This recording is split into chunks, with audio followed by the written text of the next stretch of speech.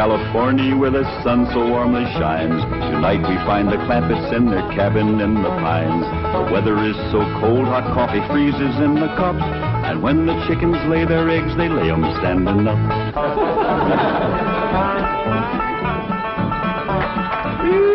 Doggy's gonna be a cold one tonight.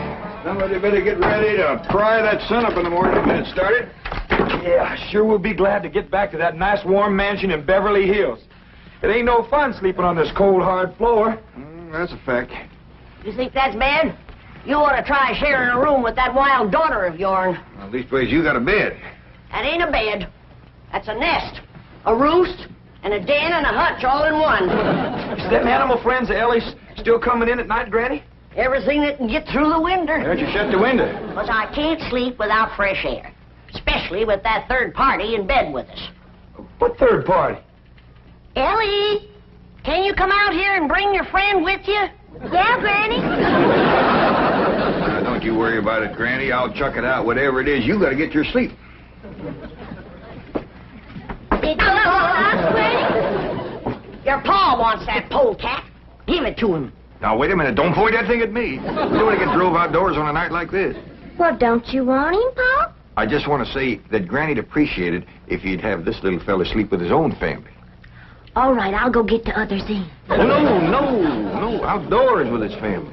Otherwise, when we go to California, they might not take him back in. And if a skunk ain't welcome with his own family, he just about ain't got nobody to turn to. All right, I'll put him out the window. Uncle Jed, why can't we go back to Beverly Hills right away? Reckon we can tell him the truth, Granny? I reckon he's big enough. Well, you see, we promised your ma we'd stay here and help her till she gets herself married to Mr. Brewster. Well, how long will that take? Well, it hadn't ought to take long. She's got him boarding in your room now where she can get at him. Pearl told me tonight's the night. She's gonna feed him into a stupor, then set him in the parlor and sing to him until he proposes. It's a powerful combination. Pearl's cooking and singing. Yeah. If he can get God, Pearl will get him. Ain't that a precious picture? Niagara Falls, where the honeymooners go. Understand they're having special winter rates there now. I think I'd better turn in. I've got to get up awfully early. No. You sit down and relax. Jeffrey and me's got a special surprise for you. It isn't food, is it? Food for the soul and the spirit. Music. What would you like to hear? Oh, anything you'd like to sing. Well, I'll just pick out something at random. Let's try this, Jeffrey.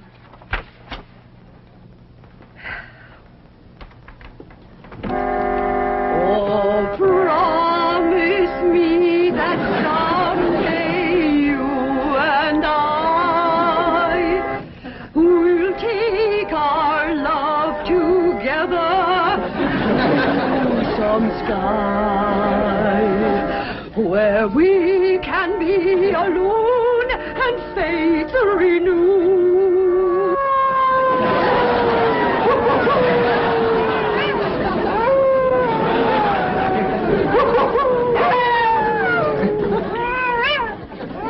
Uncle Jed. Uncle Jed. What's got them wolves so stirred up tonight? Oh, but something sure is setting them off. Hey, Granny, can't sleep a wink. Go to the right, Granny. Go to the left, Granny. Boom. Them wolves keeping you awake too, Granny? He sure is. Howling goes right through you. It ain't their hollering that's getting me. It's their snoring.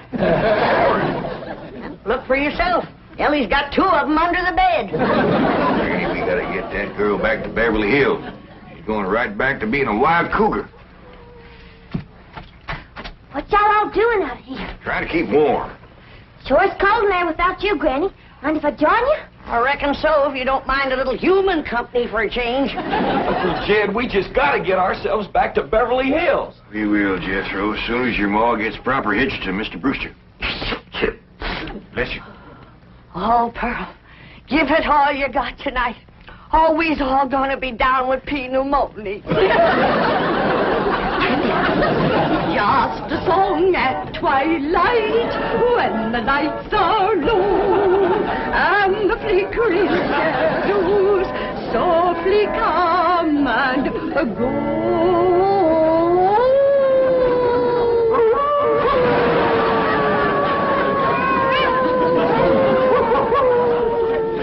Home joys divine, home joys so pure, love ever faithful and love ever sure. That was a wonderful concert. You both are unusually talented. Thank you. Yes, indeed. That means a lot coming from you. Naturally, folks around here brag on us. In fact, they think we ought to go on a concert tour. Oh, really? Oh, yes.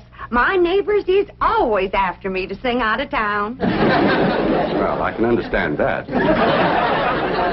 Mr. Brewster, do you really like music and singing? Well, I used to. I mean, I used to sing a lot myself in college musicals, amateur theatricals. Was you on the stage, Mr. Brewster? Oh, yes. After college, I did quite a bit of little theater work, summer stock. Matter of fact, there was a time when I seriously considered the stage as my career. Ma, Mr. Brewster's an actor. Well, not any longer. My father had other ideas. He insisted I get into the oil business. Mr. Brewster, did you ever do anything from The Bard of Avon? That's Shakespeare. Oh, I just love him. Well, as a matter of fact, I once played the lead in Romeo and Juliet. Which one was you? I was Romeo. In my youth, I was considered quite a leading man type. And there were those who thought I had rather a handsome profile. Well, you still got it. And I'll bet you can act to beat the band. Oh, come on. Take off a part for us. Something from Shakespeare. Sit down, Jeffrey. Well, I doubt if I can remember anything. Oh, please, Mr. Brewster. Well, perhaps I can recall something from the balcony scene. Let's see now. How does it go? But soft, what light through yonder window breaks? It is the east, and Juliet is the sun. Arise, fair sun, and kill the envious moon, who is already sick and pale with grief, that thou, her maid, art far more fair than she. Go to bed, Jeffrey. I think I'll turn in. Oh, well, please, do some more of them love speeches from Shakespeare. Well, my throat is a little sore. I think I'd better gargle a little warm salt water and go to bed. Well, I can take care of you. That's another one of my specialties. Nursing the sick. Well, it might be the flu bug, and you wouldn't want to catch it. Good night. If his flu bug is as hard to catch as he is, I got nothing to worry about. Jed, have you ever known it to be so cold? Never have, Jethro. This ain't cold. Your blood is thinned out from living in California. You say this ain't cold, Granny? Look who else is huddled up to the fire. Ellie and her wolves.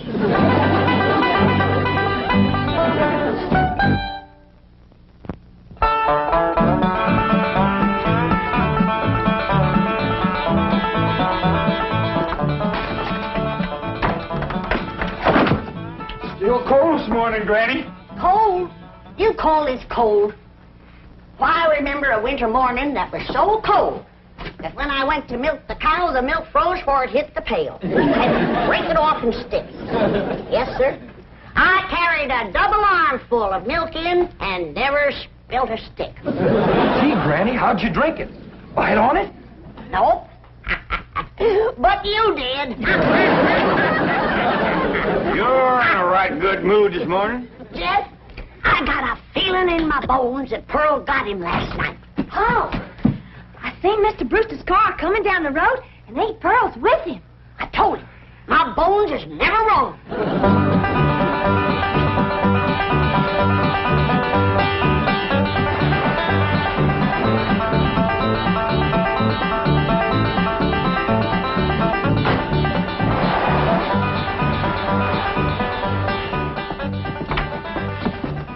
When's the wedding, Pearl? Me there in church? Yeah, let's see your ring, Pearl. You want me to carry Mr. Brewster over the threshold for you, Ma? She don't look too happy. She don't sound too happy neither. Oh, all women folk cry when they're about to get married. I didn't get him. Oh. Did you try your best, Pearl? Oh, Granny, I throwed the book at him. Cooking, sewing, singing. I even nursed him through the flu. Got him well in 5 minutes. But he didn't propose. Jed, you go out there and do your duty to your female cousin. Ask that city fella what he'd rather get, married or buried. Now, Granny, I don't hold with getting folks married unless it's willing. Pearl's got enough willing for both of them. If you going to make a liar out of my bones... Yeah, I'll have a talk with Mr. Brewster. Where'd he go, Pearl? He said he was going to park the car on the warm side of the cabin. But he must have run off. After him, everybody. We'll head him off at the pass and shoot him down like a dog. Now, you hold on. You ain't shooting nobody down. Just simmer down. Why, he didn't run off at all. Except we'll need you, Ellie, to get him back in here. How come? Looks like a couple of your friends are sizing him up for breakfast. Well,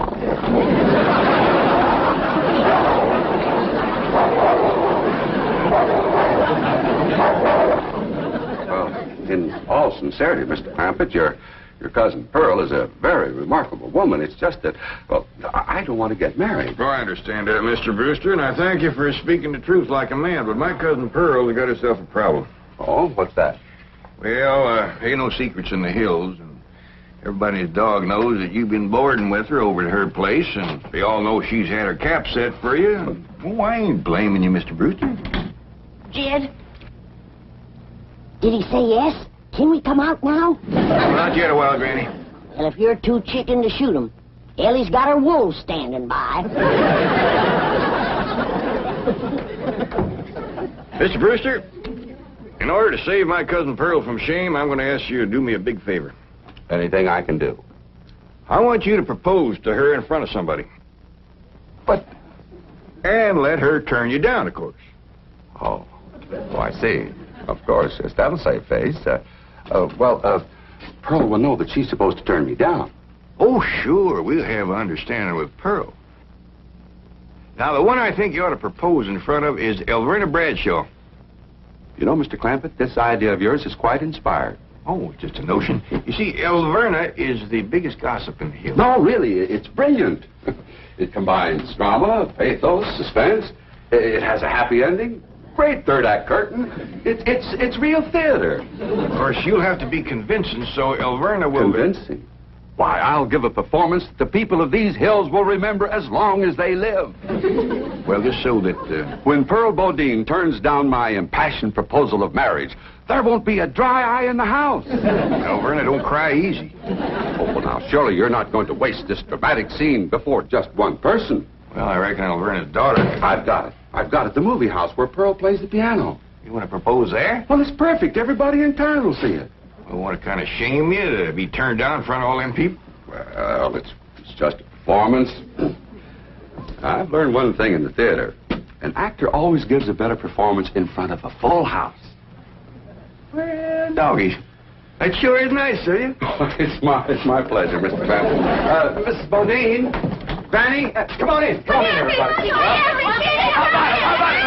about it, everybody? I reckon we better let Mr. Brewster tell you what's going to happen. Oh. Well, tonight at the movie house, Mrs. Bodine, while the whole town looks on, I'm going to ask you to marry me.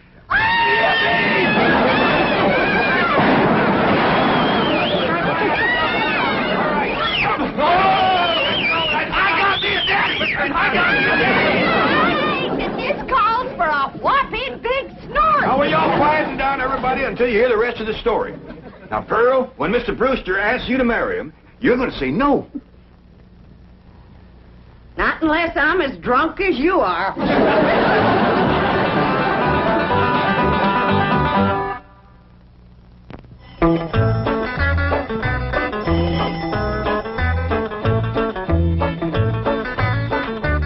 Howdy, Pearl. Evening, Pearl. Evening, Granny. Jethro went on to head down to the theater to get a fire going in the stove. Where's Jethro, Aunt Pearl? Why, she's in her room getting dressed. Go on in and see her. Granny, what happened to your mink coat? This is it. tonight's kind of special, so I'm wearing the pretty side out. You sure got your pretty side out tonight, Pearl? Oh, I tell you, Jed, I'm as nervous as if I was going to get a real honest-to-goodness proposal. And it would be real if your cousin Jed would do his duty and hold a shotgun on that fella, Brewster. Now, ladies, let's settle for what we got. This way, Pearl can come to California without nobody saying she left town in disgrace. Good evening. Good evening. Ain't you dressed up? That boiled shirt makes your face look kind of dark. Well, as a matter of fact, I'm wearing a little theatrical makeup. Mrs. Bodine, how would you like some pancake on your face? How'd you like some sweet potato pie on yours? Fetch me some hot possum grease, Pearl, and I'll fling it on him. Now, ladies, you misunderstood me. Pancake is a type of makeup we use in the theater. An actor, like myself, would feel positively undressed without it. I thought you was oil man. Well, that's my business. But at heart, I shall always be an actor. Say now, speaking of acting, you two got it figured out what you want to say? Oh, yeah, we rehearsed 12 times. Mr. Brewster will be sitting on the front row, and when the picture's over, he'll jump up and he's... Excuse me. I've been thinking about that. I believe it would be more effective if I made an entrance. Entrance? Yes, I'll come down the aisle. Oh, all right. And then Mr. Brewster's going to say, Mrs. Bodine, don't go to California with your cousin Jed. Stay here and be my wife. I've been thinking about that, too. After a big entrance down the aisle, that's going to seem like a pretty flat opening speech. Well, you just say what you want to say. All I got to say is, no, I won't marry you. If that's Homer Winch, I'm going to hit him right in the head.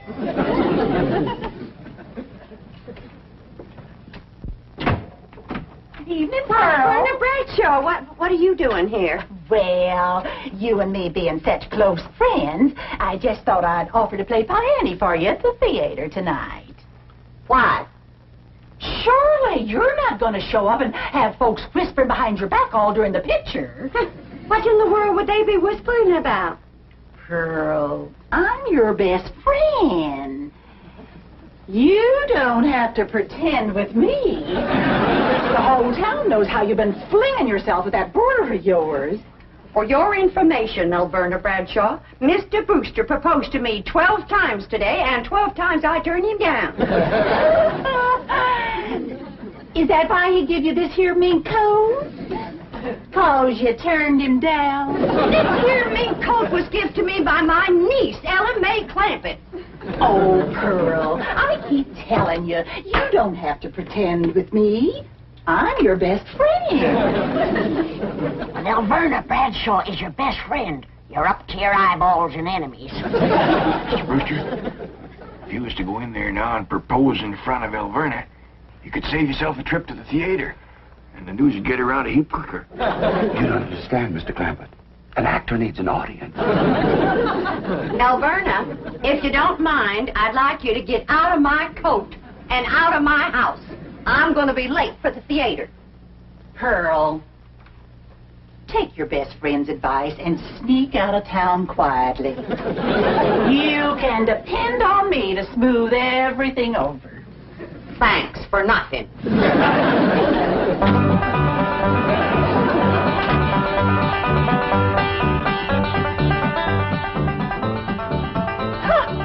Farewell performance is right. I reckon she'll sneak out of town in a hurry if she ain't already snuck. Mind you, Pearl's my best friend, and I ain't one to talk, but...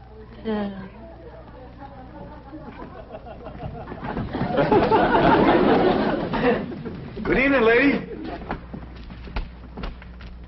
You too, Alverna.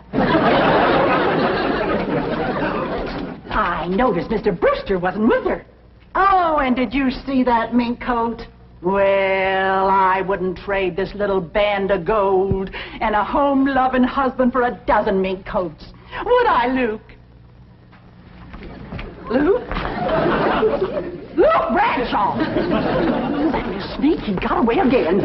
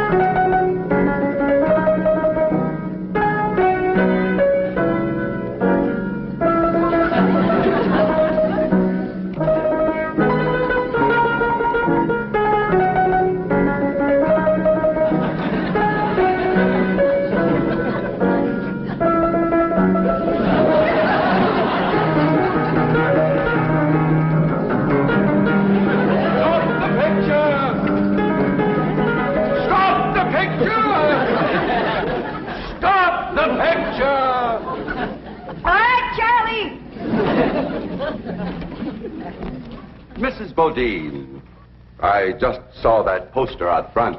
Farewell performance. Does that mean you are leaving? Oh, yes, Mr. Brewster. I'm going to California with my cousin Jed and his family. Oh, no, please. Please, I beg you. I implore you. I beseech you. Don't go. Stay here and be my wife. No, thank you, Mr. Brewster. I cannot. I will not accept that answer. Oh, I love you, Pearl Bodine. I love you with all my heart. With all my soul, I love you as no man has ever loved woman before. He's better than Francis X. Bushman. Be mine. Pearl, be mine. Come back here, Mr. Brewster. No, Mr. Brewster, my answer is no. Then my life has come to an end. For what is life without love? If I was him, I'd let it go at that. Without Pearl Bodine, there is no love. Oh, me darling, oh, me precious. Say those words that will make me the happiest of men. I'm behind you. My answer is still no. Better quit while you're ahead, Mr. Brewster. Oh, how those words stab into my heart like cold steel. And only you, Pearl Bodine, can heal the mortal wound. Oh, moon of me desire, marry me, Pearl. No. I promise you a life of happiness, No? a life of luxury. No. Oh, me darling, look into me tear-stained eyes. Look into the tortured face of your love slave. Free me with that one divine word. Say yes. Say yes, and together we will enter a paradise of love everlasting. Yes, I'll marry you.